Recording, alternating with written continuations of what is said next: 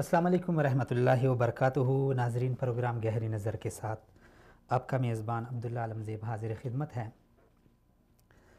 नाजरीन, पाकिस्तान का एक अहम तरीन सूबा बलूचिस्तान, उसकी अहमियत और उसकी हसासियत तो पूरी कौम आगाह है। इस सूबे की अहमियत और हसासियत का अंदाज़ा हम इस लिहाज से भी लगा सकते हैं कि आलमी ताकतें भी इस सूबे को तकसीम करने, यहाँ की आवाम को बदनाम करने पे तुली हुई हैं। नाज़रीन, अरसे से हम देख रहे हैं, सुन रहे हैं कि बलूचिस्तान में बड़ी दहशत गर्दी है और कौम परस्त अनासर ने सर उठा रखे हैं। कुछ लोग बागी हो चुके हैं, कुछ आज़ाद बलूचिस्तान के नारे लगा रहे हैं, तो कुछ बलूचिस्तान को तकसीम करने के नारे लगा रहे हैं। ये ऐसा क्यों है और क्यों पाकिस्तान से इस अहम खित्ते को तकसीम करने और उसे जुदा करने पे ये लोग तुले हुए हैं?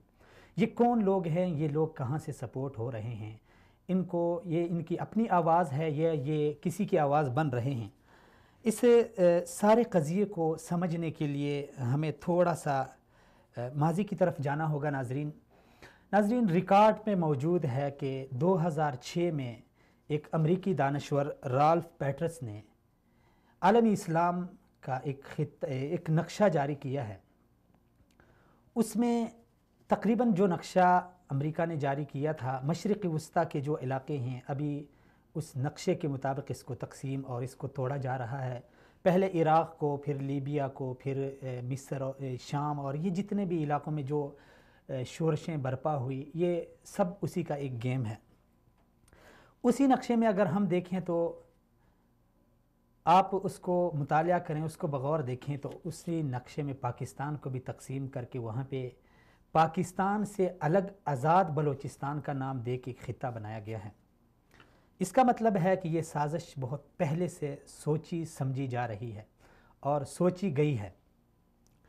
अब इस बलूचिस्तान को आज़ाद करने के लिए ये आलमी ताकतें क्या कर रही हैं, इसको भी समझने के लिए नाज़रीन हमें थोड़ा सा, अगर आप इस इलाके और इस खित्ते का जो नक्शा वो देख लें और यहाँ पे जो शोरशें बरपा हो रही हैं, उनके जो पीछे सपोर्टर हैं उनके ऊपर नज़र डालें तो यकीनन आपको समझ आ जाएगी।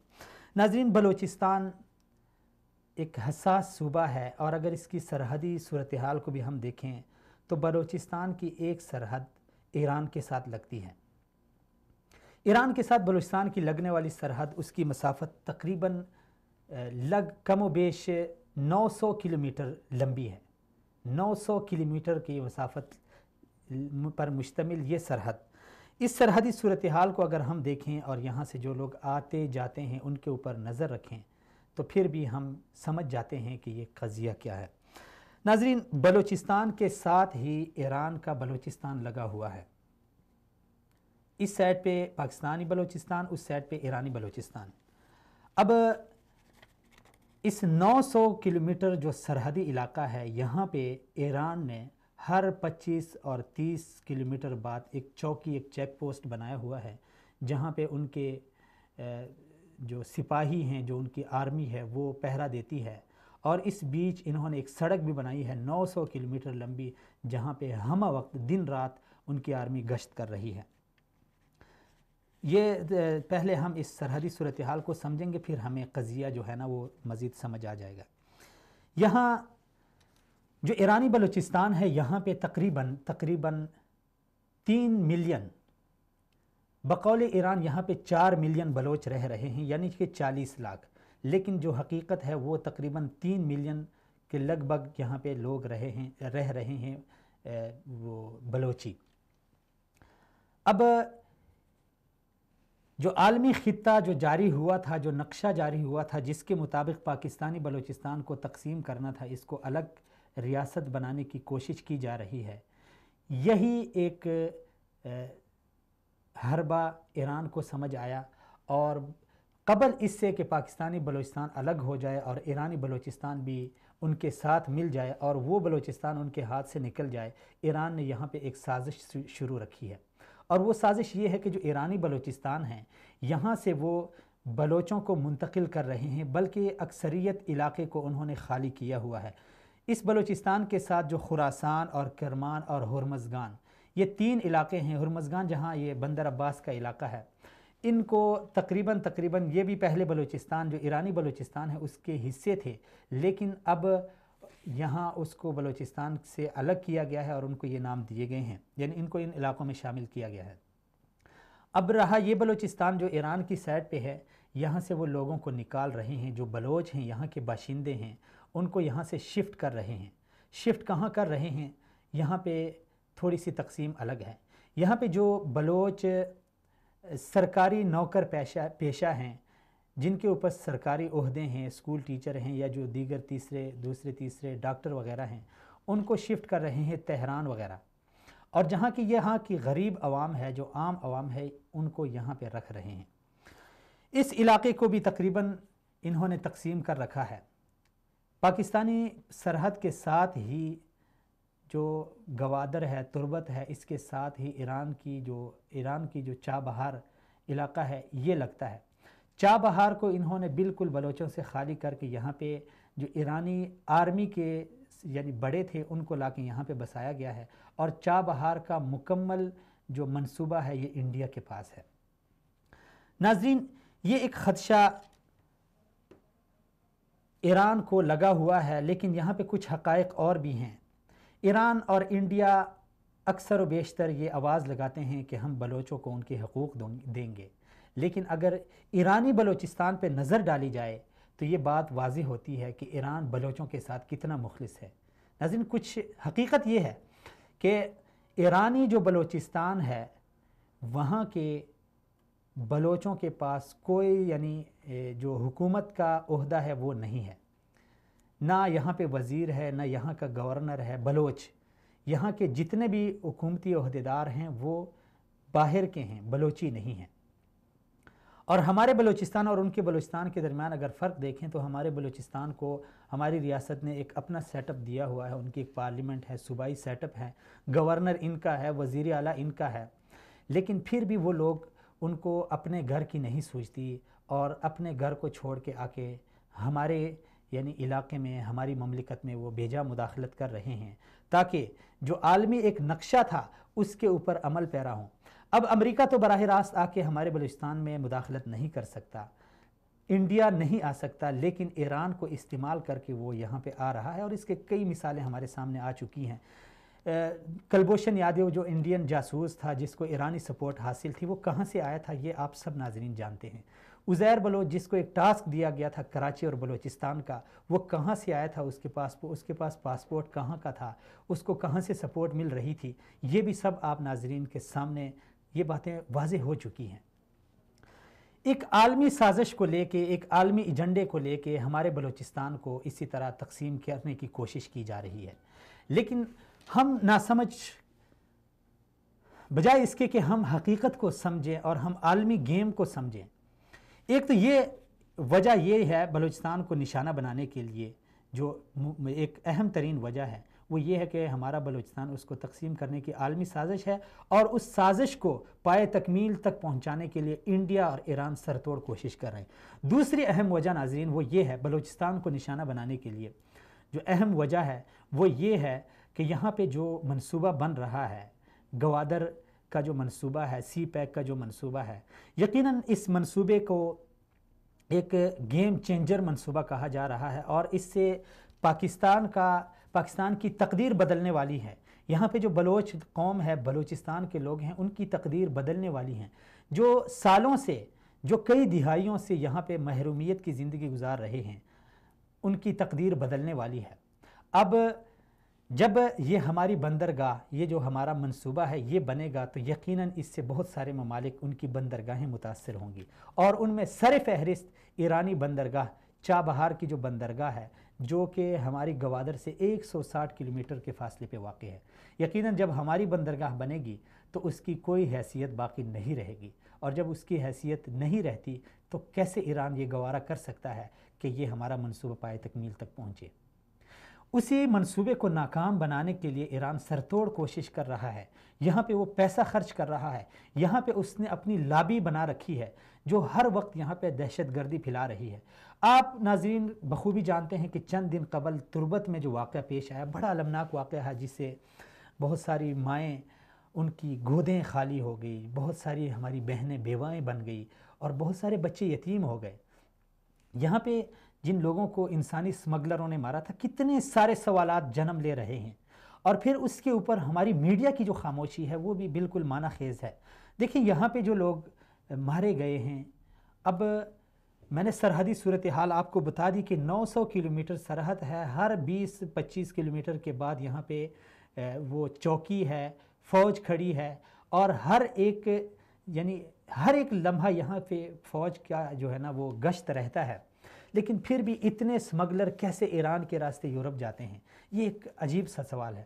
دوسرا جو اہم ترین سوال ہے وہ یہ ہے کہ یہاں پہ جو لوگ پکڑے گئے ہیں، جو انسانی اسمگلر ان کے جو کارندے تھے، جو ایجنٹ تھے، ان میں سے 13-14 آدمی نائجیریا سے تعلق رکھنے والے تھے، ایک کا تعلق یمن سے تھا۔ اب اگر ایران کا تعلق نائجیریا میں دیکھیں، نائجیریا میں وہ کیا کچھ کر رہا ہے، کیسے اس نے اپنی فورس بنائی ہے، اگر آپ ناظرین اس کی اس تاریخ کو اور اس تعلق کے اوپر ایک تھوڑی سی نظر ڈالیں اور اس کا مطالعہ کریں تو یقیناً آپ کو سمجھ آ جائے گی کہ یہ نائجیرین یہاں تک کیسے پہنچ گئے۔ دوسری بات، یمن میں جو کچھ ہو رہا ہے، دوسری جو وجہ ہے، دوسرا جو ایک آدمی پکڑا گیا ہے وہ یمن سے ہے، اور یمن میں ایران کیا کچھ کر رہا ہے حوثی باغیوں کے ساتھ، وہ بھی حوثیوں کو کیسے سپورٹ کر رہا ہے، وہ بھی پوری دنیا اور آپ ناظرین بخوبی جانتے ہیں۔ ناظرین آج ہم اسی حوالے سے جانیں گے کہ ایک عالمی سازش کے تحت بلوچستان کو بدنام کیا جا رہا ہے، یہاں پہ دہشت گردی پھیلائی جا رہی ہے۔ بجائے اس کے کہ ہم اس عالمی سازش کو سمجھیں اور اس کے لیے سرتوڑ کوشش کریں، اس کے تدارک کے لیے ہم کوشش کریں، اس سازش کو سمجھنے کے بجائے ہم اپنے بلوچوں کو جو ہے نا وہ تنقید کا نشانہ بناتے ہیں، ان کو دہشت گرد کہتے ہیں۔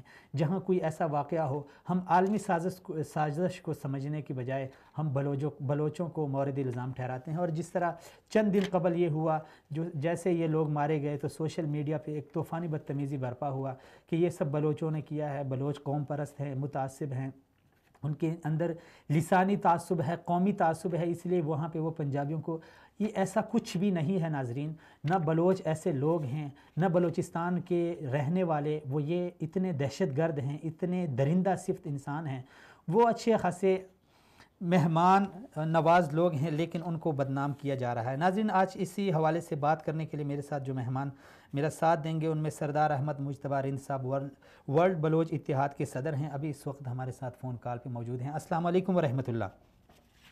وعلیکم السلام ورحمۃ سردار اللہ۔ احمد مجتبیٰ صاحب بہت شکریہ سر، آپ نے ٹائم دیا۔ بات کر رہے ہیں سر، بلوچستان کو اور بلوچ قوم کو ایک سازش کے تحت بدنام کیا جا رہا ہے، اس خطے کو دہشت گرد خطہ جو ہے نا وہ متعارف کرایا جا رہا ہے۔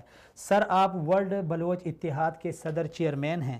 سر اس وقت بلوچ قوم کے حوالے سے لوگوں کے طرح طرح کے خدشات ہیں، قومی، لسانی اور صوبائی عصبیت کے الزام لگائے جا رہے ہیں، اگرچہ حقیقت اس کے برعکس ہے، حقیقت کچھ اور ہے، لیکن آپ اس الزام کو اگر مسترد کریں گے تو آپ کا کیا کہنا ہوگا؟ جی ہاں بالکل، بلوچ جو ہیں وہ آج تک اصل میں بلوچستان کے بلوچوں کو کسی نے ان سے ان کی بیسک نیڈز کے بارے میں بھی نہیں پوچھا کہ بھئی آپ کے ساتھ کیا مسائل ہیں، کیا مسئلہ ہے۔ آپ کیونکہ ہوتا یہ ہے کہ دشمن ہمیشہ وہاں پہ اٹیک کرتا ہے جہاں اسے کوئی ویک پوائنٹس نظر آتے ہیں اور اسے ویک ہولز نظر آتے ہیں، تو بلوچستان کے عوام پیار کرنے والے اور انتہائی سادہ، مہمان نواز، زندہ دل اور محبت کرنے والے، تو ایکچوئل بات یہ ہے کہ یہ بالکل میں اس بات کو مسترد کرتا ہوں کہ ان کو بدنام کیا جا رہا ہے، اور یہ سارا کچھ وہاں اپنا کام کر رہی ہے۔ ان کو وہاں پہ ان کو ایک چیز، ان کو ایک وہی ان کے ویکس ان کو پول ملے ہیں کہ بھئی بس یہاں پہ ہم ان کو جس طرح مرضی استعمال کر سکیں گے، کریں گے۔ تو وہ تو یہ بالکل میں اس بات کو نہیں مانتا کہ بلوچ جو ہیں وہی مار رہے ہیں پنجاب والوں کو یا دوسرے لوگوں کو۔ تو یہ بالکل میں اس کو سر کچھ بالکل ہم بھی میں آپ کے ساتھ بالکل اس میں متفق ہوں کہ یہ ایک عالمی سازش ہے. کچھ اندرونی عناصر ہیں جو کہ باہر سے سپورٹ ہو رہے ہیں، کچھ بیرونی طاقتیں ہیں جو اس خطے میں، اس علاقے میں اور اس قوم کے اندر متحرک ہیں. اگر آپ مورد الزام ٹھہرانا چاہتے ہیں تو آپ اس وقت کس سے کو آپ مورد الزام ٹھہرائیں گے؟ را کو تو بالکل پوری قوم کہہ رہی ہے، لیکن بعض لوگوں کا یہ کہنا ہے کہ ایران بھی اس میں، اگرچہ ہمارا پڑوسی ہے، برادر ملک ہے، لیکن اس سے بھی بڑے شکوے ہیں سر. جی میں اس میں میں بالکل اس میں میں بالکل برملا کہہ رہا ہوں جی کہ امریکہ کبھی نہیں چاہے گا کہ بھئی یہاں پہ اس خطے میں چائنا آئے اور سی پیک اپنا وہ کمپلیٹ کرے. امریکہ کی یہ خواہش ہے، اس کی درینہ یہ خواہش ہے کہ میں گوادر میں بیٹھ کے سینٹرل ایشیا کے تیل پہ قبضہ کروں. جی تو اس نے اس کے لیے انڈیا کو آگے کیا ہوا ہے، را کو آگے کیا ہوا ہے، را کے تھرو وہ یہ سب کچھ کرا رہا ہے. پیچھے بالکل اس میں امریکہ ہے. اور وہ آپ کو یاد ہوگا کہ جب سی پیک کا ہمارا معاہدہ ہوا تھا مشرف صاحب کے دور میں، جی تو اس وقت بھی بش چائنا کے دورے پہ گیا اور وہاں جا کے اس نے ان سے ایک وہی جا کے ایک قسم کی اس سے تھریٹ کیا کہ بھئی آپ گوادر سے ویڈرا کرو. لیکن ہم نے ان سے معاہدہ کیونکہ ہو چکا تھا، سائن ہو چکے تھے، چائنا آ گیا، اس نے پھر اس کے بعد اپنا سسٹم جو کیا تو اس نے خلیج سے بیڑے بھی نکال لی اور سب کچھ. تو اس میں مین تو یہ جو انٹرنیشنل سازش ہو رہی ہے وہ تو یہی ہے جی کہ بھئی اس میں امریکہ وہ چاہتا ہے کہ بھی بس میں سینٹرل ایشیا کے تیل پہ قبضہ کروں، اور وہ اس سے بیسٹ جگہ اسے اور کوئی نہیں مل رہی. وہ اس کو گوادر کو اور یہاں بیٹھنا چاہتا ہے. اور اس کے لیے کیونکہ سب سے بڑی رکاوٹ تھی وہاں کے بلوچستان کے لوگوں کو، عوام کو، اس کے لیے اس نے انڈیا کو آگے کیا اور را کے تھرو یہ سارا کچھ وہ اپنے اس کے ایجنٹ جو بھی ہیں وہ ان کو وہ کر رہے ہیں اور یہ سارا کچھ ہو رہا ہے. باقی بالکل بلوچ جو ہے وہ نہیں مار رہے کسی کو، اور نہ وہاں کوئی لسانی حساب ہے، کوئی بھی وہاں پہ اس قسم کی کوئی بات نہیں ہے. آپ سے سر، آپ ورلڈ بلوچ اتحاد کے صدر ہونے کی حیثیت سے جو سرحد آر پار بلوچ ہیں، مثلا کچھ بلوچستان بھائی ہمارے ایران کے بلوچستان میں رہتے ہیں، کچھ ادھر بلوچستان میں، وہاں کے بلوچستان کی صورتحال اور اگر اپنے بلوچستان کی صورتحال کو مد نظر رکھا جائے تو آپ کیا سمجھتے ہیں کہ آپ پلڑا کس طرف یعنی زیادہ باری ہے، یعنی کون سے لوگ زیادہ محروم ہیں اور کون سے زیادہ جو ہے نا وہ خیر سگالی میں ہیں؟ دیکھیں سر، محروم تو ہمارے بلوچستان کے عوام بھی، بلوچ جو ہے وہ بھی محروم ہے. ان سے کسی نے آج تک، وہی میں اب بات ٹھیک کروں گا، بیسک نیڈز نہیں پوچھی. وہاں پہ پینے کا پانی نہیں ہے، کوئی روزگار نہیں ہے. پھر دوسری بات جو ہے وہاں پہ کہ معذرت کے ساتھ کچھ جو سردار ہیں جو منفی سوچ رکھتے ہیں، جو نہیں چاہتے کہ بھی بلوچوں میں اویئرنیس آئے، تعلیم عام ہو، تو اس وجہ سے بھی یہ رکاوٹیں ہیں. تعلیم کا فقدان ہے. اویئرنیس ہمیشہ اس وقت آتی ہے کہ جب وہاں پہ تعلیم عام ہوگی، وہاں سڑکیں بنائی جائیں، اسکول بنائے جائیں، اور سب سے بڑی چیز کہ وہی پہاڑ جن کے اوپر یہ مورچہ بناتے ہیں، انہی پہاڑوں میں ہمارے پاس اللہ تعالیٰ نے بے بہا معدنیات سے نوازا ہوا ہے ہمیں. ہم ان کو مثبت کی بجائے منفی سائڈ پہ لے کے جا رہے ہیں. وہ بالکل مقامی لوگوں کا حق ہے، سب سے پہلے بلوچوں کا حق ہے. گوادر لے لیں آپ یا بلوچستان کا پورا ایریا لے لیں، وہاں کی معدنیات ہو گئی، وہاں پہ ان کو ان کا حق ہے کہ بھئی ان کو بیسک فیسلٹیز دی سر جائیں، یہ ان تو کو ہے تعلیم بالکل دی جائے. عوام کا حق ہے، لیکن ریاست نے تو وہاں پہ ایک سیٹ اپ ان کو دیا ہے. بلوچوں میں ان کا وزیر اعلیٰ ہے، ان کا گورنر ہے. تو پھر ہم اس میں کس کو مورد الزام ٹھہرائیں گے؟ بلوچستان کی جو حکومت ہے اس کو ٹھہرائیں گے یا جو وفاقی حکومت ہے اس کو آپ مورد الزام ٹھہرائیں گے؟ دیکھیں جی، اس میں حکومت کا بھی ہے، حکومت کو چاہیے، وہاں کی لوکل حکومت بھی چاہیے جس کو، اور سینٹرل وفاقی حکومت کا بھی اس میں ہے. آپ دیکھیں وہاں پہ ایف سی لوگوں کو اٹھا رہی ہے، بلوچوں کو اٹھا رہی ہے. لیکن میں تو یہ کہوں گا کہ ایف سی ٹھیک ہے، ایف سی ہو، لیکن آپ ایف سی میں وہاں کے مقامی لوگ جی جی جی سردار احمد مجتبیٰ صاحب کی کال ڈراپ ہوگی، دوبارہ سے ہم ان سے رابطہ کر لیتے ہیں۔ بات وہ کر رہے تھے کہ بلوچستان کے لوگوں سے پوچھا نہیں جا رہا کہ ان کے مسائل کیا ہے، لیکن ایک حقیقت یہ بھی ہے کہ اس میں ہم کیسے، سوال ان کے سامنے میں نے رکھا ہے کہ کیسے ہم اب اگر ہم موازنہ کریں گلگت بلتستان اور بلوچستان کا، تو دونوں بہت اہم اور حساس صوبے ہیں۔ اگرچہ گلگت بلتستان کو پورا سیٹ اپ نہیں دیا گیا، لیکن اگر گلگت بلتستان کی محرومی... جی السلام علیکم۔ جی وعلیکم السلام۔ جی میں عرض کر رہا تھا کہ ہم اس میں کس کو مورد الزام ٹھہرائیں گے؟ ریاست نے تو بلوچستان کی عوام کو ان کا ایک سیٹ اپ دیا ہوا ہے، ان کو سالانہ بجٹ ملتا ہے، ان کا وزیر اعلیٰ ہے، ان کا گورنر ہے، سب کچھ ان کا ہے، تو پھر کس سے ہم شکوہ کریں؟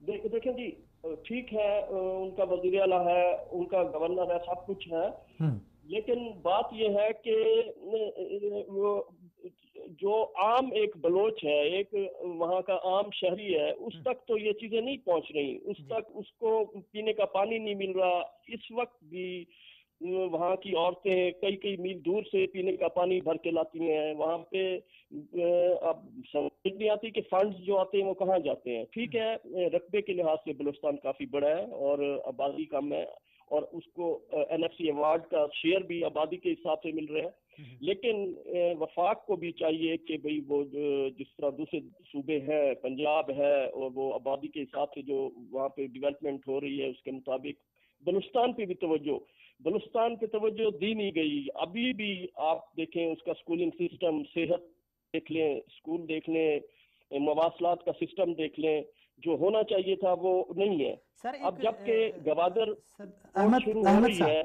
احمد صاحب، ایک اعتراض یہ کیا جا رہا ہے کہ بلوچستان کی جو حکومت ہے اس میں زیادہ تر لوگ جو نوابی خاندانوں سے تعلق ہے، یا سردار ہیں، یا وڈیرے ہیں، یا اس طرح کے لوگ ہیں، اور جس طرح آپ نے بات کی ہے اسی بات سے میں متفق ہوں، اسی سے میں آگے بات بڑھا رہا ہوں کہ جب ایسے لوگ ہوں گے تو ظاہر بات ہے کہ ان کے دل میں کبھی بھی نہیں آئے گا کہ بلوچ قوم آگے بڑھے، یہ تعلیم یافتہ ہو، یہ خواندہ ہو، یہ ترقی کرے، تو یہ لوگ جان بوجھ کے... جی بالکل، میں بھی دیکھیں، میں اب یہ کیوں مجھے یہ ضرورت محسوس ہوئی کہ ورلڈ بلوچ اتحاد بنانا چاہیے، کیونکہ میرا تعلق بہاولپور اسٹیٹ سے ہے، اور یہ جنوبی پنجاب میں ہماری ریاست تھی، اور یہ ایک ڈیولپ ریاست تھی، اور میں اکثر پیغام بھیجتا ہوں بلوچستان کے بلوچوں کو، سندھ کے بلوچوں کو، کہ بھئی میں کلاشن کوف کلچر کے بالکل خلاف ہوں، میں قلم دوات کلچر آنا چاہتا ہوں۔ میں چاہتا ہوں کہ ہر بلوچ اپنے بچوں کو پڑھائے، بچیوں کو بھی پڑھائے، بچوں کو بھی پڑھائے۔ بس وہاں کے کچھ وہی بات آ جائے گی، کچھ نواب، کچھ سردار جو نہیں چاہتے کہ بھئی ان کی بلوچ وہاں، اگر کل کو بلوچ پڑھ گئے، انہوں نے ان سے نوکریاں مانگنی ہیں، روزگار مانگیں گے، تو وہ اگر روزگار اور نوکریاں مانگیں گے پڑھائی کے بعد، تو وہ کس طرح ان کو وہ پڑھے؟ پھر ان کی کلاشن کوفے کون اٹھائے گا؟ ان کے گارڈ کون بنے گا؟ ان کے پیچھے آگے لاؤ لشکر اور یہ سب سسٹم، اس سسٹم کو ختم ہونا چاہیے۔ اس حوالے سے جب اس حوالے سے آپ کیا کوششیں کر رہے ہیں؟ جی، تو پھر بات یہ ہے کہ جب تک آپ اویئرنیس نہیں آئے گی اس وقت تک نہیں ہو سکتا۔ دوسری بات یہ ہے کہ بلوچ سیدھے سادے ہیں، محبت کرنے والے ہیں، آپ ان کو سختی کریں گے کچھ نہیں ہو سکا۔ آپ ان سے پیار محبت سے ان کو ان کے حقوق دیں، پھر آپ دیکھیں آپ کا سی پیک بھی بالکل کامیابی سے ہمکنار ہوگا، اور وہ بڑھ چل کا حصہ لیں گے، اور یہی وہ بلوچ ہوں گے جو چائنا اور ان سب کی سیکیورٹی کا بھی یہی کریں گے، سارا سسٹم یہی کریں گے۔ آپ ان کی صرف ان سے تھوڑی ہمدردی کریں، ان تک پہنچیں۔ جو بیسک عام بلوچ ہیں اس کے حالات بہت خراب ہیں۔ اور نمبر 2 بات کہ جو لوکل سرٹیفکیٹ رکھنے والے بلوچ ہیں ان کو کسی محکمے میں جابز نہیں ملتی، جو ڈومیسائل میں آتے ہیں ان کو جابز بھی مل جاتی ہیں اور سب کچھ ہو جاتا ہے۔ یہ تو نہیں ہوگا، اور راہ جو ہے وہ اسی ان کی منفی سوچ کو اجاگر کر رہی ہے۔ وہاں وہ دیکھ رہی ہے کہ بھئی بلوچ آپ کو آپ کا حق نہیں دے رہا پاکستان، آپ بس علیحدہ ہو جائیں، یہ سب باتیں وہاں ہو رہی ہیں۔ جب ہم ان پہ ہاتھ رکھیں گے، پیار والا ہاتھ، دست شفقت رکھیں گے، ان کو تعلیم دیں گے، ان کو روزگار دیں گے، تو لامحالہ وہ علاقہ بھی ترقی کرے گا۔ باقی بات رہی ईरान के बॉर्डर में, ईरान में भी हमारे बलोच हैं। मेरा इत्तेहाद बनाने का मकसद भी यही है कि ईरान के बलोच, अफगानिस्तान के बलोच, बलूचिस्तान के बलोच, जहाँ जहाँ भी हैं वो एक प्लेटफॉर्म पे आ जाएं। जब वो मुतहद होंगे तो पाकिस्तान मुतहद होगा। पाकिस्तान बलोच एक कौम बन जाएंगे तो वो, अगर अब जो मुझे खतरा वहां से महसूस हो रहा है वो ये कि ये जो इत्तेहाद बनने शुरू हो गए हैं बलोचों के, तो ये अगर बढ़ते गए तो ये आपस में इनकी जंगें शुरू हो जाएंगी, आपस की लड़ाइयाँ शुरू हो जाएंगी। तो कितने इत्तेहाद बनाएंगे? बलोच ट्राइब्स तो बहुत हैं, बहुत कबीले हैं, तो ये अच्छी बात नहीं। तो उससे अच्छा है कि एक प्लेटफॉर्म पे आए सब और उसी से ये अपने सर, आप को ये कुछ अपने ये सुनने में आया है और कुछ हकायक भी हैं कि हमारा जो पड़ोसी मुल्क है, सरहद उस पार उनके यहाँ भी बलोच रहते हैं, लेकिन वो ये नहीं चाहते कि हमारे बलोच जो है ना वो मुत्तफ़िक हों। उनका भी बलूचिस्तान की इस तख़रीबकारी में भरपूर हिस्सा है। और जिस तरह कलभूषण यादव आया, उज़ैर बलोच हमारे पास आया, तो इसी सरज़मीन से आया। तो ज़ाहिर बात है वहाँ पे भी आपके बलोच हैं, यहाँ पे भी आपके बलोच हैं। तो आपस में इन बलोचों को इत्तेहाद करने, मुत्तहिद करने के लिए ज़ाहिर बात है आपको मुल्की सतह पे कुछ इक़दामात करने होंगे, सरहदी सूरत हाल को देखना होगा। तो क्या समझते हैं कि हमारा जो इस बरादर मुल्क है, पड़ोसी मुल्क है, उस हवाले से आपकी क्या यानी पॉलिसी है और आपका क्या कहना है कि उसको अपना रवैया कैसे रखना चाहिए? जी हाँ, बिल्कुल सही। हम ईरान में हमारे काफी बलोच हैं, पूरा सूबा है, सिस्तान का सूबा जो है उसमें बलोच है, उनमें इत्तेफाक है आपस में, हमारे बलोचों के साथ भी उनकी, क्योंकि जो सरहद के पार हैं या ईरानी बॉर्डर में है, जो इस तरफ है, इनकी अपनी रिश्तेदारियां हैं। कुछ कबीला आधा अगर इधर है, कुछ उधर बैठा है, तो इनका आपस में सारा सिलसिला है। आपको पता है कि अब वहां पे थोड़ा सा मजहबी रंग दिया जा रहा है कि भाई वहाँ जो बलोच हैं ज्यादातर जो सुन्नी अकीदा रखते हैं, तो उनको वहाँ की ईरान की हुकूमत या वहाँ के वो उनको उनकी इबादत करने के लिए उनको बड़े मसाइल हैं, वो मस्जिद नहीं वहाँ बना सकते अपनी अकायद के मुताबिक। तो ये सब बातें हैं, लेकिन इंशाल्लाह इनको हम एक, और बाकी वो ये नहीं है कि भाई वो क्या चाहते हैं कि भाई ये हमारे साथ आ जाएं या अलहदगी पसंद की वो करें। ये तो सिर्फ राह वाले जो एजेंट हैं कुछ, वो भी आटे में नमक के बराबर हैं, उनको भी अगर हम जरा वो करें तो उनको भी कंट्रोल किया जा सकता है। बाकी इंशाल्लाह ईरान के या अफगानिस्तान के बलोच और बलूचिस्तान के बलोच, इनका आपस में बिल्कुल है रिलेशन, अच्छा रिलेशन है। इसको मजीद हम इसी इत्तेहाद से, वर्ल्ड बलोच इत्तेहाद के जरिए इनको हम मजीद इनको इकट्ठा करेंगे और एक प्लेटफॉर्म पर लाने की कोशिश कर रहे हैं। चलें जी सरदार साहब, बहुत शुक्रिया, आपने टाइम दिया, शिरकत की नवाजिश, सलामत रहें। जी नाजरीन, सरदार साहब वर्ल्ड बलोच इत्तेहाद के सदर और चेयरमैन हैं। नाजरीन, जिस तरह उन्होंने कहा कि बलूचिस्तान के लोग बड़े गयूर और बड़े मेहमान नवाज लोग हैं, लेकिन उनको बदनाम किया जा रहा है वहाँ पे।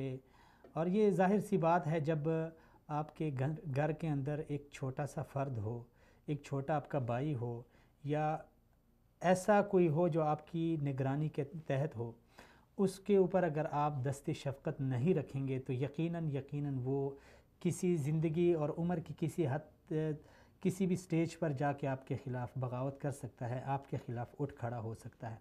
यही सूरत हाल हमारे पाकिस्तान की है। अगर बलूचिस्तान को हम देखें तो बलूचिस्तान की सूरत हाल भी यही है। अगर हम इन लोगों के ऊपर दस्ती शफ़क़त नहीं रखेंगे तो यकीन जानिए कि दिन ब दिन ये लोग हमारे से दूर होते जाएंगे और दुश्मनों के लिए एक आसान नवाला बन जाएंगे। हाशिम सदीक़ी साहब, मेजर रिटायर हाशिम सदीक़ी साहब फ़ोन कॉल पे, उनको ले लेते हैं। अस्सलाम वालेकुम रहमतुल्लाह। वालेकुम अस्सलाम। हाशिम साहब, बहुत शुक्रिया सर, आपने शिरकत की। सर बात हो रही है बलूचिस्तान के हवाले से। सर आप बतौरी एक फ़ौजी मेजर और यहाँ आप ख़िदमत दे चुके हैं इस इलाके में, इस ख़ित्ते में बहुत मनफी प्रोपेगंडा किया जा रहा है मुआशरे में कि ये बलूचिस्तान के लोग ऐसे हैं वैसे हैं। अब जहाँ तक मैंने सर्च किया है, मैंने स्टडी की है, मैंने इसके ख़िलाफ़, हकीकत इसके बिल्कुल बरक्स है कि ये लोग बड़े अच्छे हैं, लेकिन बाज़ अनासर हैं जो इस्तेमाल हो रहे हैं اور استعمال بھی اندر سے نہیں باہر سے استعمال ہو رہے ہیں، جن کی وجہ سے پورے خطے کے اوپر اور پوری ایک قوم کے اوپر ایک لیبل لگ چکا ہے۔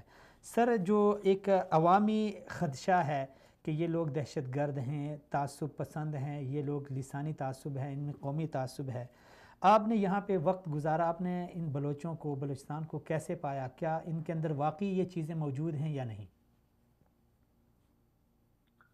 بسم اللہ الرحمن الرحیم۔ اب مہربانی کر کے مجھے ذرا تھوڑا سا بولنے کا موقع دیجیے گا۔ جی سر۔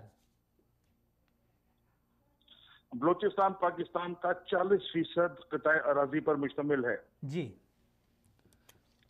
یہ آبادی کے لحاظ سے اتنا گنجان آباد نہیں ہے جتنا باقی ملک ہے، جی۔ لیکن یہ ملک تقریباً پاکستان کا آدھا حصہ بنتا ہے۔ یہ علاقہ جو ہے یہ معدنیات، گیس اور تیل سے بھرپور ہے۔ یہاں پہ قدرتی وسائل بہت زیادہ ہیں۔ بلوچستان کے میں بسنے والے لوگ بالکل محب وطن ہیں، اس میں کوئی شک شبہ نہیں ہونا چاہیے۔ جی۔ ان میں سے اکثریت ایسی ہے جو پاکستان سے محبت کرتی ہے اور پاکستان کی وفادار ہے، لیکن کچھ عناصر ایسے ان میں سے ہیں جو انہیں ورگلاتے ہیں اور انہیں غلط راستے پر لگاتے ہیں۔ اور آپ نے بالکل صحیح کہا کہ ان کی پشت پناہی جو ہے وہ بیرونی ممالک میں ہے، ان کی ڈوریاں بیرونی ممالک میں ہیں۔ یہ بیرونی ممالک کے ایک طرح سے پیڈ امپلائیز ہیں جو یہاں پہ گڑبڑ مچاتے ہیں۔ جی۔ مگر یہ کوئی اتنا بڑا ایشو نہیں ہے کہ جس کو ہینڈل نہ کیا جا سکے۔ اس کو ہینڈل کرنے کے لیے جو میری نظر میں تجاویز آتی ہیں وہ یہ ہے کہ سب سے پہلے یہاں پہ روزگار فراہم کیا جائے، اور روزگار فراہم یہاں پہ کیا جائے گا دفاعی فلاحی، کیونکہ یہاں کے لوگ زیادہ تر جو ہیں وہ غریب لوگ جو ہیں وہ لوگ زیادہ ایجوکیٹڈ نہیں ہیں، لہذا وہ فوج میں اور ملیشیا میں آسانی سے ان کی کھپت ہو سکتی ہے۔ اور اس لیے ضروری ہے کہ یہاں پہ کچھ فوج کی چھونیاں بنائی جائیں جس کے اندر انہی کو بھرتی کر کے انہی کے علاقے میں رکھا جائے، ان کو ان کے علاقے سے دور بھی نہ بھیجے جائے، ٹریننگ دی جائے اور واپس ان کو یہیں پہ لایا جائے۔ اس سے ایک تو ان کی بے روزگاری ختم ہوگی، ان کو روزگار ملے گا۔ دوسری بات یہ اپنے گھر کے پاس رہیں گے۔ تیسری بات یہ ہے کہ جب یہ فوج میں رہیں گے تو ان کے اندر حب الوطنی خود بخود پیدا ہو جائے گی۔ دوسری چیز جو سب سے زیادہ اہم ہے میرے نزدیک وہ ہے تعلیم، اور تعلیم جہاں ایک اسکول کی ضرورت ہے وہاں پہ 2 اسکول بنائیں، اور ان کو روایتی تعلیم کے ساتھ ساتھ ان کو ٹیکنیکل تعلیم دینا بہت ضروری ہے۔ ٹیکنیکل تعلیم سے مراد یہ ہے میری کہ ان کو وہاں پہ گوادر ڈیولپ ہو رہا ہے، ان کو جہاز رانی کی ٹریننگ دی جائے، ان کو وہاں پہ سمندر سے مچھلی اور جھینگا بہت نکلتا ہے، اس کے لیے ان کو ٹرالرز وغیرہ دیے جائیں تاکہ یہ وہاں سے مچھلی سمندر سے حاصل کر کے اپنی آمدنی میں اضافہ کر سکیں۔ اس کے علاوہ وہاں پہ ایسی انڈسٹری لگائی جائے جو ان کو پیک کر کے باہر بھیج سکے۔ پھر کوسٹل ایریا کے اندر ناریل بے حساب لگتا ہے، وہاں پہ ناریل بے حساب لگایا جائے۔ اور یہ تو مسائل تھے جو وہاں کے آپ نے دیکھے اور جو آپ اس کے عینی شاہد ہیں کہ یہ چیزیں ہیں اور ان کے حل کے لیے یہ چیزیں ضروری ہیں، یعنی حل بھی آپ نے بتا دیا، بڑی اچھی بات ہے۔ ہاشم صاحب، ابھی ذرا بات کرتے ہیں سرحدی صورتحال پہ، کیونکہ آپ ایک فوج کے ساتھ وابستہ رہے ہیں تو یقیناً آپ زیادہ بہتر جانتے ہوں گے۔ ابھی کچھ دن قبل ایک واقعہ ہوا کہ تربت میں کچھ انسانی اسمگلروں نے کچھ لوگوں کو مارا، بڑی بے دردی کے ساتھ ان کو مارا گیا، جن سب کا تعلق پنجاب سے تھا، اور اس سے ایک طوفانی بدتمیزی سوشل میڈیا پہ برپا ہوا کہ بلوچ قوم دہشت گرد ہیں اور انہوں نے ان لوگوں کو مارا ہے، پنجابیوں کو یہ یہاں پہ تسلیم نہیں کرتے، نہیں مانتے۔ جی، تو سر کیا سمجھتے ہیں کہ اس کے بعد 2-4 دن بعد وہاں پہ کچھ گرفتاریاں ہوئی اور وہاں سے جی ہاشم صاحب کی کال ڈراپ ہو گئی ہے۔ ناظرین، میں ان سے بنیادی سوال یہی کرنا چاہتا ہوں، آپ ناظرین سوال کو اچھی طرح سمجھ لیں کہ کیسے ممکن ہے جس طرح میں نے پہلے عرض کیا کہ نائجیریا سے لوگ آئیں اور یمن سے لوگ آئیں اور وہ انسانی اسمگلنگ کے لیے بلوچستان کا انتخاب کریں۔ یعنی آپ دیکھیں پاکستان کے دیگر بھی سرحدی علاقے ہیں، یہاں ہمارے جو فاٹا کے اور قبائل کے علاقے ہیں جو افغانستان کے ساتھ لگتے ہیں، نورستان کے ساتھ لگتے ہیں، گلگت کا علاقہ ہے جو چائنا کے ساتھ لگتا ہے، جو انڈیا کے ساتھ لگتا ہے، لیکن جب بھی ہم دیکھتے ہیں انسانی اسمگلر یہیں پہ مارے جاتے ہیں، جب بھی ہم دیکھتے ہیں زائرین یہیں پہ مارے جاتے ہیں، جب بھی ہم دیکھتے ہیں دہشت گردی کا جو دہشت گردانہ کارروائی اسی صوبے میں ہوتی ہے، یہ وہی عالمی ایجنڈا ہے جس کی تکمیل کے لیے یہ کچھ عناصر، اور جو بدقسمتی سے ناظرین یہ ہماری بڑی بدقسمتی ہے کہ جب اللہ تعالیٰ نے ہمیں پڑوسی کچھ ایسے دیے ہیں جو کبھی بھی ہمارے خیر خواہ نہ تو بنے ہیں اور نہ بن سکیں گے، اور نہ ہی وہ ابھی بن پائیں گے، کیونکہ جو حقائق ہیں، زمینی حقائق، اگرچہ ہمارا ریاستی جو رویہ ہے وہ بالکل میں اس سے متفق نہیں ہوں۔ اس وقت ہماری سیکیورٹی فورسز ان کو تمام چیزوں کی خبر ہے، اور مجھے یقین ہے پاکستان کے ایک عام شہری کی ہونے کی حیثیت سے جب مجھے اتنی صورتحال کا علم ہے، اور جب میرے جیسے ایک اور شہری کو اتنی صورتحال اور اس قدر حساسیت کا علم ہے، تو یقیناً ہماری ایجنسیوں کو، ISI کو ان تمام چیزوں کی خبر ہوگی۔ لیکن یہ کافی عرصے سے ہم صبر کرتے آئے ہیں، اور پاک آرمی یقیناً ان کے اوپر، پاکستانی فوج کے اوپر ہمارا یقین ہے کہ ایک حد تک تو ریاستی پالیسی برداشت ہو جائے گی، جو ہمارے پارلیمنٹ میں جو پالیسی بنتی ہے آرمی اس کو برداشت کر لے گی۔ لیکن پاکستانی فوج دنیا کی وہ واحد فوج ہے کہ جو اس دھرتی کے لیے کٹ مرنے کے لیے کسی بھی وقت تیار رہی ہے اور تیار ہے۔ تو ناظرین، یہاں بڑے سارے سوالات ہیں جو ہم اپنے مہمانوں سے کریں گے، لیکن جی ہاشم صاحب السلام علیکم۔ ہاشم صاحب، میرا سوال یہ تھا کہ کیسے جو اموات واقع ہوئی اور ان کا الزام بلوچوں کے اوپر لگا کہ یہ پنجابیوں کو یہاں تسلیم نہیں کرتے، ان کے اندر عصبیت ہے، لیکن اس کے 2-4 دن بعد وہاں کچھ گرفتاریاں ہوئیں، اور وہیں سے 13-14 آدمی نائجیرین سے، یعنی نیشنلٹی ان کے پاس تھی، اور ایک یمن سے تھا۔ اب یہاں پہ ایک عام شہری ہونے کے لحاظ سے اور ایک پاکستانی شہری اور ایک محب وطن ہونے کے لحاظ سے میرے ذہن میں یہ سوال آتا ہے کہ یہ کیسے ممکن ہے کہ نائجیریا سے اور یمن سے لوگ آ جائیں؟ یہ کہاں سے آئے؟ کیا ہماری سیکیورٹی، یعنی ہماری جو سرحد ہے وہ اس قدر نازک ہے کہ جو بھی آئے یہاں سے ہمارے بندوں کو اٹھائے اور انسانی اسمگلر کے طور پہ وہ آ کے ان کو اٹھا کے لے جائے اور بارڈر پہ قتل کرائے؟ یہ بالکل ایک عجیب سا سوال ہے سر، اس کے حوالے سے آپ کیا کہیں گے؟ دیکھیے، جو تربت کا ایریا ہے اس کا بارڈر جو ہے ایران اور افغانستان سے لگتا ہے جی۔ بلوچستان کا بارڈر ہمارے 2 ہمسائے ملکوں سے لگتا ہے، ایک ایران ہے، دوسرا افغانستان ہے جی۔ اور ان دونوں سے ہمارے تعلقات اتنے اچھے تھے کہ ہم نے کبھی وہاں پہ فوج رکھنے کی ضرورت محسوس نہیں کی۔ جی بالکل۔ آپ جان کے حیرت ہوگی کہ 1980 میں ایک سپاہی خاکی وردی پہننے والا پورے مکران ڈویژن میں ہی نہیں تھا۔ اس لیے میں نے زور دیتا ہوں اور ہمیشہ ہر فورم پہ کہتا ہوں کہ ہمیں اواران میں، پنجگور میں اور دال بندین کے اندر چھاؤنیاں بنانا بہت ضروری ہے۔ وہاں پہ ہمیں اپنی فوج کا موو کرنا، رکھنا بہت ضروری ہے، اور ہمیں اواران کو بہت زیادہ ڈیولپ کرنا ہے، کیونکہ جب اواران ڈیولپ ہوگا تو یہ کافی چیزوں کو کور کرے گا۔ یہاں پہ ملٹری ہاسپٹل آئے گا، یہاں پہ آرمی کی پبلک سکول آئے گا، یہاں پہ روزگار آئے گا، یہاں پہ بزنس آئے گا، لوگوں کو روزگار ملے گا، کاروبار بڑھے گا، روپے کی گردش ہوگی۔ جب تک بلوچستان کے ان پسماندہ علاقوں میں روپے کی گردش نہیں ہوگی، یہاں تو خوشحالی نہیں آئے گی۔ اب رہا یہ سوال اس چیز کا کہ ان لوگوں نے جو مار دیا تو یہ تو انسانی اسمگلر ہیں، یہ تو انسانیت کے دشمن ہیں بھائی، ان کو تو انسان کہنا ہی غلط ہے۔ اب ان لوگوں نے، کیونکہ یہاں پہ یہ پورس بارڈر تھا، اس کا فائدہ اٹھاتے ہوئے اس کو بطور اسمگلنگ استعمال کر رہے تھے، اور یہ معصوم بے گناہ لوگوں کو لے کے جاتے تھے اور راستے میں ان کو مار مور کے بس پیسے ہڑپ کر جاتے تھے۔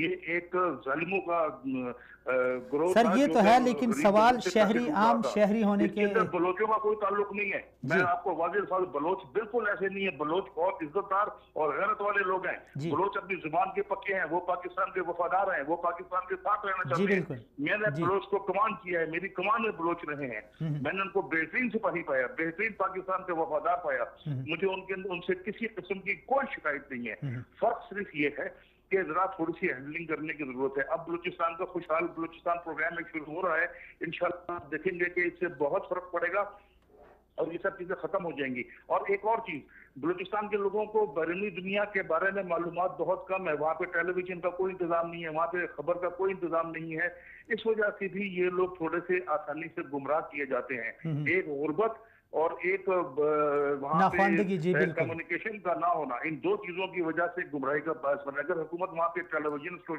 اسٹیشن کھولے تربت کے اندر اور وہاں پہ بلوچی پروگرام چلے، لوگوں کو اپڈیٹ کیا جائے، لوگوں کو پتہ چلے یہ حقیقت کیا ہے۔ سر سوال میرا سر ہاشم صاحب، سوال میرا اپنی جگہ برقرار ہے کہ یہ کیسے ممکن ہے کہ نائجیریا سے لوگ آ کے ہمارے مملکت میں گھس جائیں، یہاں سے لوگوں کو اٹھائیں؟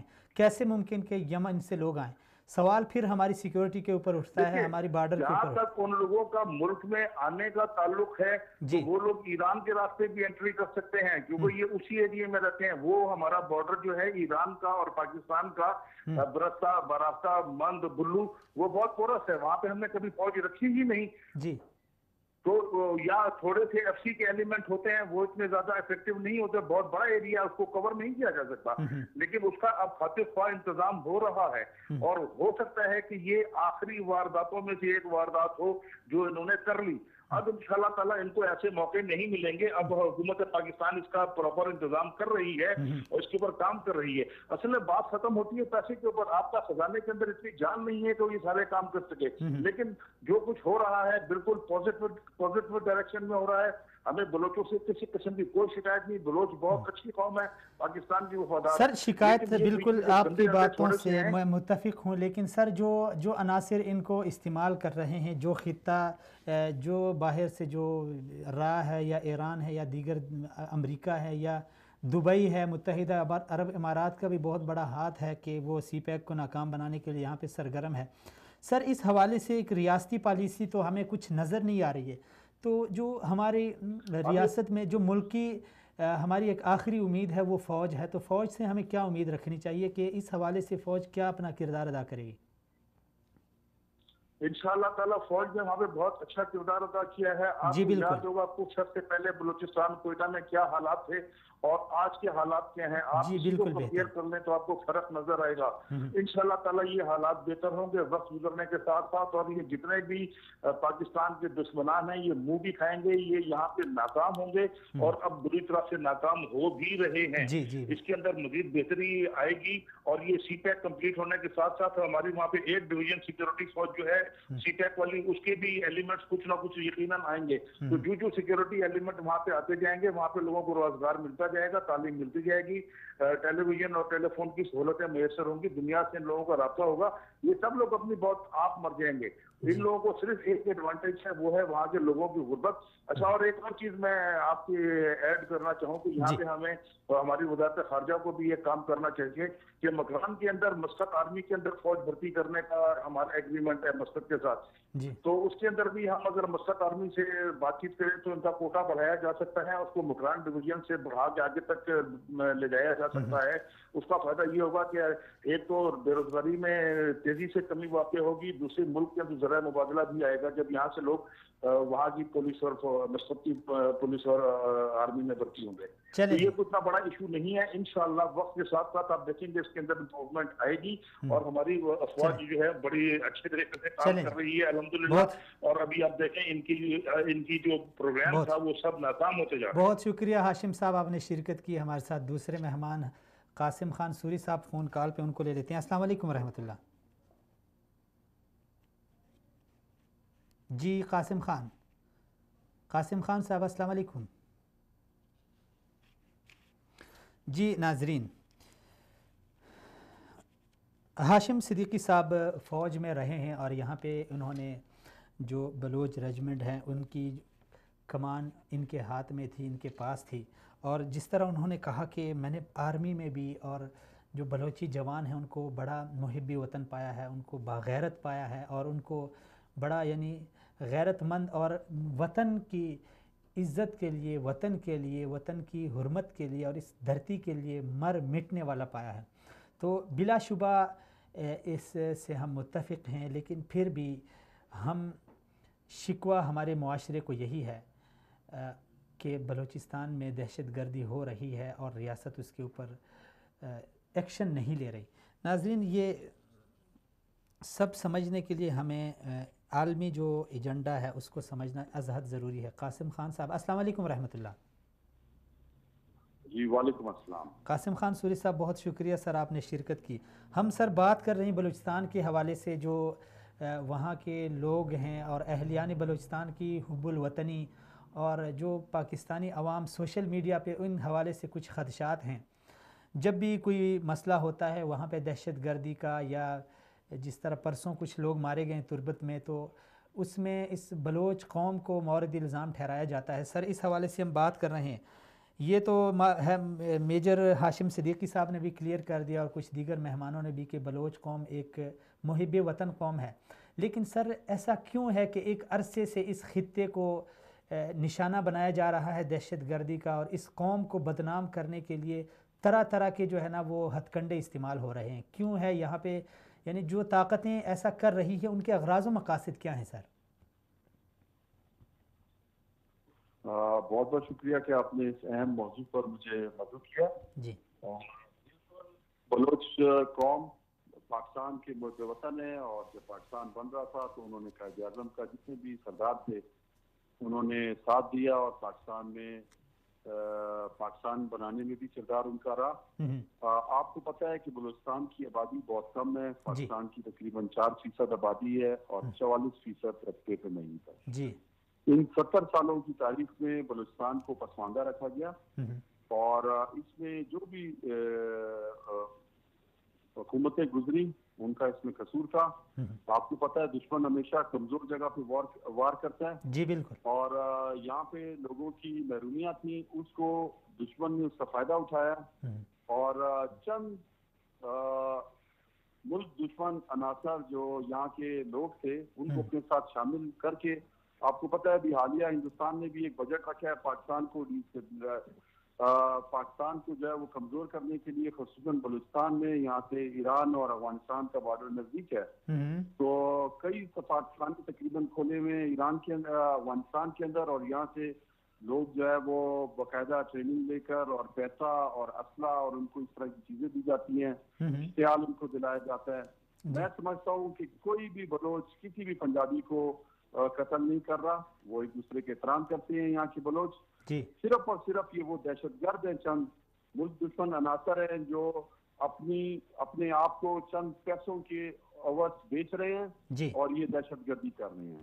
جی آپ اس میں سمجھتا ہوں کہ جو CPEC ہے یہ ایک بہت ہی میجر رول ادا کرے گا پاکستان کی اقتصادیات کے لیے، اور پاکستان کا مستقبل جو ہے وہ گوادر بلوچستان سے وابستہ ہے۔ اس حوالے سے دشمن یہ سمجھ رہا ہے کہ کسی طرح اس طرح کے واقعات کر کے یہ ناکام کیا جائے منصوبہ۔ میں سمجھتا ہوں کہ پاکستان کی فوج، پاکستان کے لوگ، بعض لوگوں سے غلطیاں بھی ہوئی نواب اکبر بگٹی کے کیس میں، لیکن اوور آل ہمیں ایک ایسے پاکستانی سوچنا چاہیے کہ پاکستان کا مستقبل یہاں سے وابستہ ہے، اور بلوچ قوم یا پشتون قوم جو بلوچستان میں رہتی ہے وہ محب وطن ہے۔ اچھا قاسم خان صاحب بالکل آپ کی باتوں سے بالکل میں 100% متفق ہوں، لیکن کہا اب 70 سالوں سے اس خطے کو، جس طرح آپ نے بھی کہا کہ اس کو محروم رکھا جا رہا ہے، تو اس میں آپ کس کو مورد الزام ٹھہرائیں گے؟ بلوچستان کو تو ریاست نے، وفاق نے ایک سیٹ اپ دیا ہوا ہے، وہاں پہ ایک حکومت ہے، ان کا وزیر اعلیٰ ہے، ان کا گورنر ہے، سب کچھ ان کا ہے،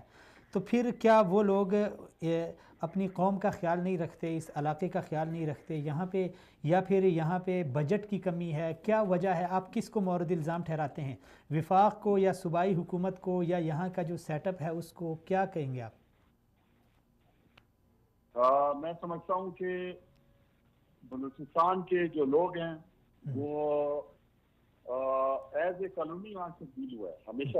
بلوچستان کو ایز اے کالونی ڈیل کیا گیا، اور بلوچستان میں جو ہے وہ شروع سے اس کو چند نوابوں اور سرداروں کے اور ان کو جو ہے حکومت دے دی جاتی تھی۔ جمہوری نظام آج تک مضبوط نہیں ہو سکا، یہاں پر ہمیشہ سلیکشن ہوئی، الیکشن نہیں ہوا، جس کی وجہ سے یہ جو کیا گیا بلوچستان کے ساتھ اس کو پیچھے رکھا گیا، پسماندہ رکھا گیا، اور ایجوکیشن کے حوالے سے، یہاں پہ اسپتالوں کے انفراسٹرکچر کے حوالے سے اس کا دشمن فائدہ اٹھا رہا ہے۔ جو بھی آیا اس نے معافیاں مانگی، چاہے وہ سرکار، چاہے وہ جمہوری گورنمنٹ تھی یا ہمارے جو ہے وہ فوجی بھائی تھے، انہوں نے ہمیشہ جو ہے آ کے پہلے بلوچستان کے لوگوں سے معافیاں مانگی. جی بالکل. میں سمجھتا ہوں کہ اب ازالے کا ٹائم آ رہا ہے. پاکستان تحریک انصاف عمران خان نے ہمیشہ کہا ہے کہ بلوچستان کو اسپیشل اسٹیٹس دیا جائے گا قاسم خان صاحب، یہاں کے لوگوں کی احساس سے محرومی دور کی جائے گی. جی بالکل. تو آپ نے جس طرح آپ نے فرمایا کہ قاسم خان صاحب وطن لوگ ہیں، آپ نے فرمایا کہ الیکشن نہیں یہاں پہ سلیکشن ہو رہی ہے، یہ بات بالکل میرے ذہن میں ایک سوال آیا کہ یہ کہا جا رہا ہے کہ بلوچستان میں جتنی بھی حکومت دی جاتی ہے وہ نوابوں کو اور سرداروں کو، اور یقیناً وہ یہ نہیں چاہتے کہ جو نچلی عوام ہے وہ پڑھے خواندہ ہو، تعلیمی یافتہ ہو اور وہ آگے ترقی کرے، کیونکہ پھر ان کے لیے نوکر چاکر اور ان کی ضرورت پڑے گی اور یہ لوگ ترقی کر جائیں گے. تو ایک بنیادی وجہ یہ بھی ہے بلوچستان کو پسماندہ رکھنے کے لیے. تو آپ نے تو یہاں پر ایزی طریقے سے آسانی سے حکومت کرنے کے لیے ٹول جس طرح انگریز استعمال کرتا تھا، کچھ لوگوں کو اپنے ساتھ ملا کر حکومت کرتا تھا، وہی ہماری وفاقی حکومت نے بھی تک کیا تھا. تو کچھ لوگوں کو اپنے ساتھ ملا کر پھر انہی کو اختیارات دے کے ان سے کچھ بھی نہیں پوچھتے تھے. جب آپ کسی سے پوچھو گے نہیں تو وہ صرف اپنی جیب میں ڈالے گا، کچھ بھی نہیں کرے گا. جب ہمارے وزیر اعظم اس طرح کے نائب ہوں گے، اس طرح کے کرپٹ ہوں گے، جو اپنے بچوں اور اپنے خاندان کو دیکھیں گے، جو ہمارے 3 دفعہ وزیر اعظم رہ چکا ہو، جب وہ اس سوچ کا ہوگا تو آپ کا کیا خیال ہے وہ بلوچستان کے لوگوں سے پوچھے گا؟ تو آپ ایسا لگا رہا ہے جو خود بڑے بڑے کمیشن کھائے گا، جو خود پاکستان سے کرنسی باہر لے کر جائے گا، جس کا وزیر خارجہ خود لکھ کر دے رہا ہوگا عدالت میں کہ میں نے جو ہے نا منی لانڈرنگ کی ہے. آپ کیا سمجھو گے کہ اس طرح کی حکومتیں جو ہے وہ بلوچستان میں ترقی لائیں گی؟ ہرگز نہیں. تو میں سمجھتا ہوں کہ اس طرح کی حکومتوں کے فیلئر کی وجہ سے بلوچستان پہ آج دشمن وار کر رہا ہے، آج اس کو کمزور کرنا چاہ رہا ہے. ہمیں بھی دیکھنا ہے، ہم نے اس اوور آل پھر بھی دشمن کا مقابلہ کرنا ہے. اور بلوچ قوم اور پشتون قوم جو بلوچستان میں رہتے ہیں وہ آج بھی مقابلہ کر رہے ہیں، جانے دے رہے ہیں پاکستان کے لیے، دھماکوں میں شہید ہو رہے ہیں، لیکن اس کے باوجود پاکستان کا جھنڈا لہراتے ہیں. اس وجہ سے ایک آزاد جس نام سے قائد اعظم اور علامہ اقبال کا جو خواب تھا اس کی تعبیر چاہتے ہیں.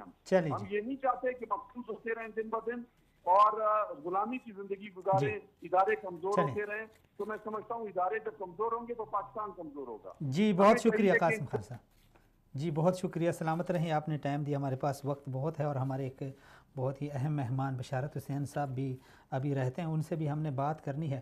بشارت حسین صاحب سینئر تجزیہ نگار صحافی ہیں اور وہ ان کا اگرچہ تعلق گلگت بلتستان سے ہے لیکن حالات کے اوپر ان کی بڑی گہری نظر ہیں، اور خاص کر جو بلوچستان اور گلگت کے حوالے سے اس وقت ان کی جو حالیہ نظر ہے وہ بہت ہی تیز اور گہری ہے، کیونکہ سی پیک کے لیے اور پاکستان کی تقدیر بدلنے کے لیے ہمیں یہ جو خطہ ہے اس کی حفاظت از حد ضروری ہے، کیونکہ سی پیک کا آغاز گلگت سے اور اختتام آ کے گوادر بلوچستان میں ہوتا ہے.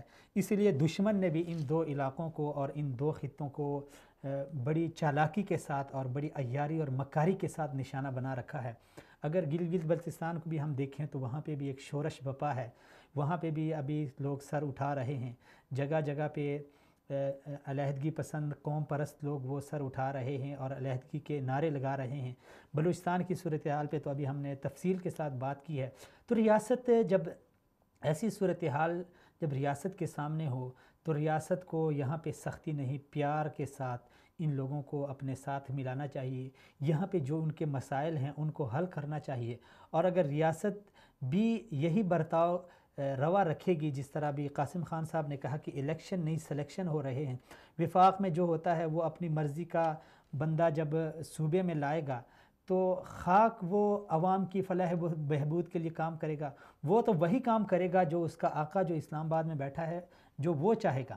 بلوچستان کی صورتحال بھی یہی ہے. یہاں پہ جو حکومت آتی ہے ہم یہ کہتے ہیں اگر گلگت بلتستان اور بلوچستان کا ہم موازنہ کریں تو گلگت بلتستان کی محرومی تو کچھ نہ کچھ سمجھ میں آتی ہے، کیونکہ وہاں پہ ریاست نے ان کو سینٹ میں نمائندگی نہیں دی، ان کو قومی اسمبلی میں نمائندگی نہیں دی، اور اس کے باوجود ان کے اوپر ٹیکسز لگ رہے ہیں، ان کے اوپر سی پیک میں ان کو، یعنی آپ حیران ہوں گے کہ 600 کلومیٹر تک جو ہے نا وہ راستہ وہ گلگت سے ہو کے گزرتا ہے، لیکن پھر بھی اس صوبے کو کافی حد تک سی پیک کے جو منصوبے ہیں ان سے محروم رکھا گیا ہے. بشارت صاحب سے بات کرتے ہیں اس حوالے سے. السلام علیکم ورحمۃ اللہ. وعلیکم السلام ورحمۃ اللہ وبرکاتہ۔ بشارت صاحب بہت شکریہ، جی بہت شکریہ، سلامت رہیں، آپ نے ٹائم دیا، وقت ہمارے پاس بہت کم رہ گیا۔ بشارت صاحب ہم بات کر رہے ہیں بلوچستان کے حوالے سے، بلوچستان کی حساسیت اور وہاں کے مسائل کے حوالے سے، چونکہ گلگت بلتستان اور بلوچستان یہ دونوں، یہ جو پاکستان کے دو تان ہیں، یہ پاکستان کے لیے بہت ہی اہم ہے، اور خاص کر اس وقت ان کی اہمیت بڑھ جاتی ہے جب سی پیک کا منصوبہ یہاں سے شروع ہوتا ہے اور یہاں پہ یعنی بلوچستان میں ان کا اختتام ہوتا ہے۔ اس حوالے سے آپ کیا سمجھتے ہیں کہ ان دو علاقوں کی یعنی دو خطوں کی حساسیت کس قدر بڑھ گئی ہے ان دنوں میں؟ بسم اللہ الرحمن الرحیم۔ سب سے پہلے تو میں عرض کرتا چلوں کہ آپ کے تمام مہمانوں کو میری طرف سے سلام جی، اور میں یہ عرض کروں کہ بلوچستان اور گلگت بلتستان جو سی پیک کا جو معاہدہ شروع ہوا ہے، یہ دو علاقے جو ہیں وہ پاکستان کے لیے بہت امپورٹنٹ ہیں جی، تو اس کے لیے یہاں پہ یہ امپورٹنٹ اس لیے بھی ہے کہ یہاں پہ جو چائنا اپنا جو ہے تقریباً $54 ارب اس پہ جو خرچ کرے گا، جی، اس کے لیے یہاں پہ سیکورٹی وغیرہ کا جو مسئلہ ہے اس کو بھی دیکھنا ہوگا پاکستان کو خاص طور۔ اور میں سمجھتا ہوں پاکستانی سیکورٹی ایجنسی جو ہیں ان کو بھی یہ دیکھنا ہوگا۔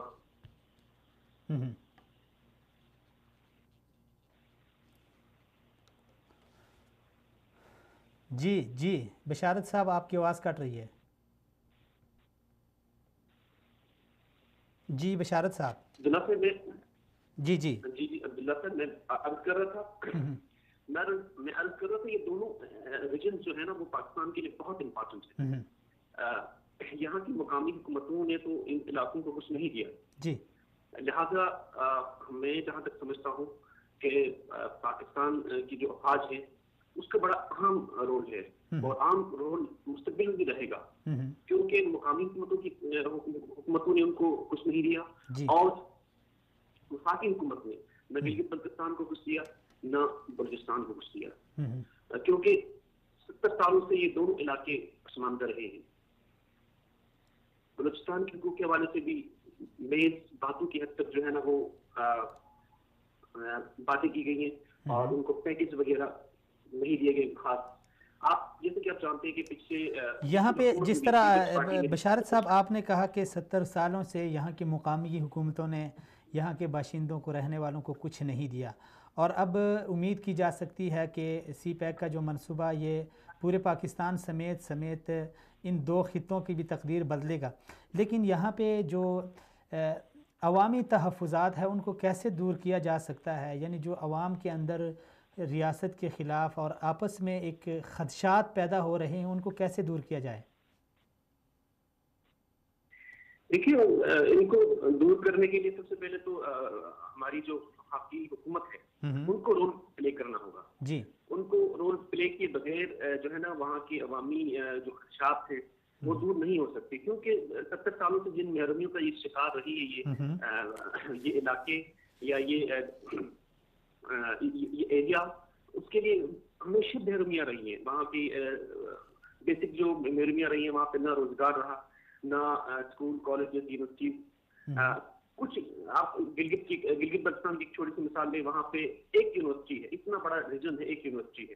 اسی طرح آپ بلوچستان کی بھی مثال لیں تو وہاں بھی تعلیم کا کوئی خاص نظام نہیں ہے، نہ بنیادی ضروریات وہاں پہ مہیا ہیں، نہ گیس وہاں پہ ہونے کے باوجود وہاں کے مقامی لوگوں کو میسر نہیں ہے، نہ بجلی ہے، نہ صاف پانی ہے، اور نہ مواصلات کا کوئی اچھا سسٹم ہے۔ یعنی ان تمام امور کے اوپر جو ہے نا ریاست کو اور خاص کر وفاقی حکومت کو نظر رکھنا ہوگی۔ بشارت صاحب اس وقت جو سرحدی لحاظ سے اگر ہم دیکھیں، جغرافیائی لحاظ سے، تو گلگت بلتستان اور بلوچستان دونوں بڑے حساس ہیں، کیونکہ ہماری جو سرحدی صورتحال جو ان خطوں کے ساتھ لگتی ہے وہ ہمارے بدقسمتی ہماری ہے کہ ہمیں کچھ پڑوسی ایسے ملے ہیں جو ہماری خیر خواہی کبھی نہیں چاہتے۔ اس وقت جو بلوچستان کی سرحدی صورتحال ہے اس حوالے سے آپ کا کیا کہنا ہے کہ اس حوالے سے حکومت کو کیا اقدامات کرنے ہوں گے؟ کیونکہ وہیں سے بیرونی عناصر آتے ہیں اور وہیں سے وہ آ کے بلوچستان میں تخریب کاری کرتے ہیں، لوگوں کو استعمال کرتے ہیں، وہاں پہ دہشت پھیلاتے ہیں.